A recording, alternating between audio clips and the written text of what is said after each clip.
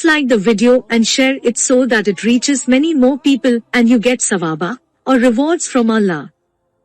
This could be a sawabe jariyah or continuous reward for you long after you are gone. Volume 6, Book 60, number 434. Narrated by Aisha. Allah's apostle used to drink honey in the house of Zainab, the daughter of Jahsh, and would stay there with her. So Hafsa and I agreed secretly that, if he come to either of us, she would say to him, "It seems you have eaten mahafir, a kind of bad-smelling resin. Flies smell in you the smell of mahafir." We did so, and he replied, "No, but I was drinking honey in the house of Zainab, the daughter of Jahsh, and I shall never take it again. I have taken an oath as to that, and you should not tell anybody about it."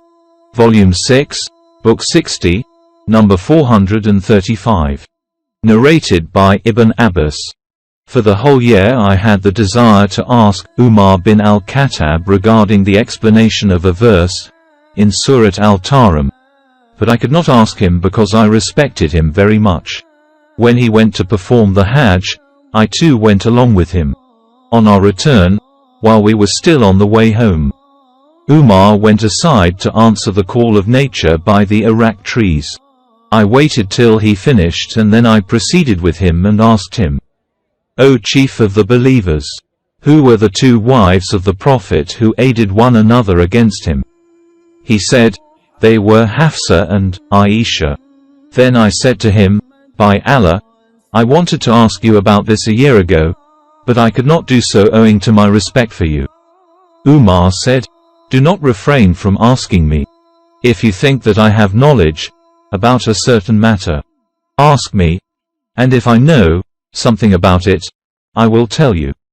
Then Umar added, "By Allah, in the pre-Islamic period of ignorance we did not pay attention to women until Allah revealed regarding them what he revealed regarding them and assigned for them what he has assigned.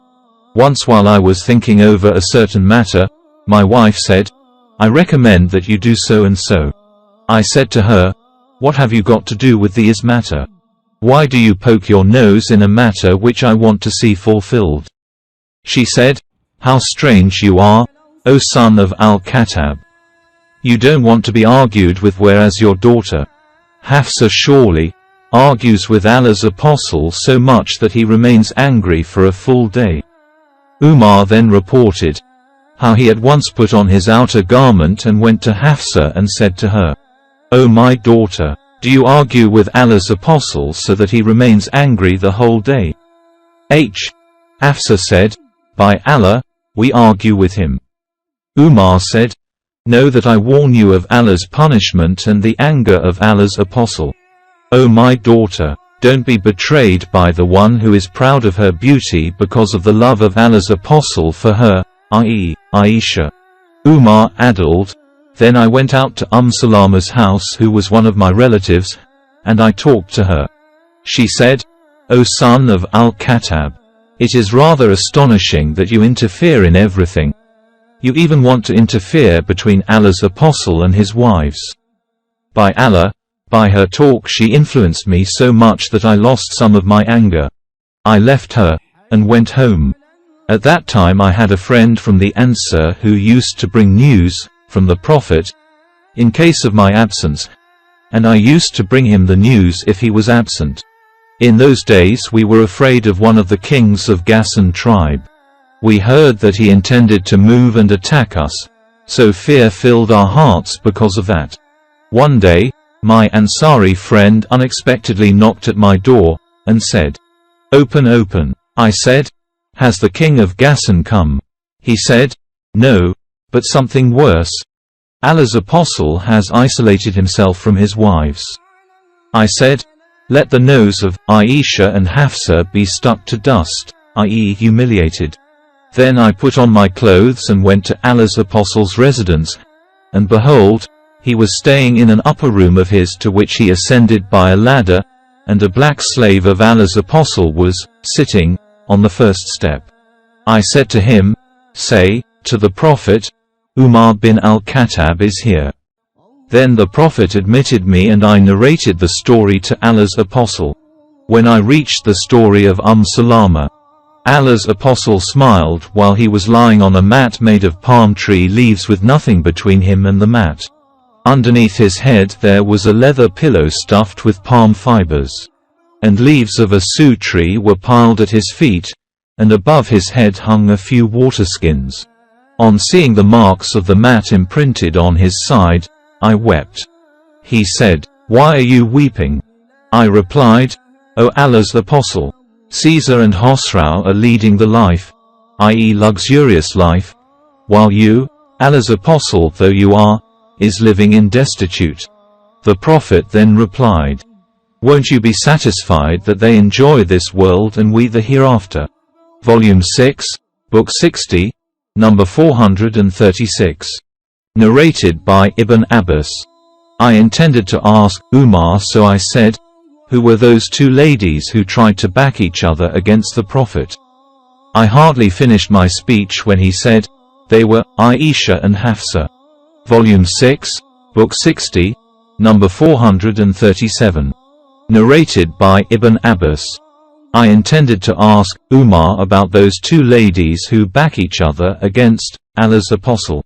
For 1 year I was seeking the opportunity to ask this question, but in vain, until once when I accompanied him for Hajj. While we were in Zaran, Umar went to answer the call of nature and told me to follow him with some water for ablution. So I followed him with a container of water and started pouring water for him.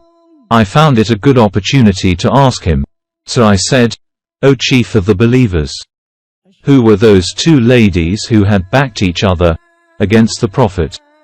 Before I could complete my question, he replied, "They were Aisha and Hafsa." Volume 6, Book 60, number 438. Narrated by Umar. The wives of the Prophet out of their jealousy backed each other against the Prophet. So I said to them, "It may be, if he divorced you all, that Allah will give him, instead of you, wives better than you." So this verse was revealed. 66.5. Volume 6, Book 60, number 439. Narrated by Ibn Abbas. Regarding the verse, "Cruel after all that, base-born, of illegitimate birth," 68.13, it was revealed in connection with a man from Quraysh who had a notable sign, Zanama, similar to the notable sign which usually hung on the neck of a sheep, to recognize it. Volume 6, Book 60, number 440. Narrated by Haritha bin Wahb al-Khuzai. I heard the Prophet saying, "May I tell you of the people of paradise? Every weak and poor obscure person whom the people look down upon, but his oath is fulfilled by Allah when he takes an oath to do something.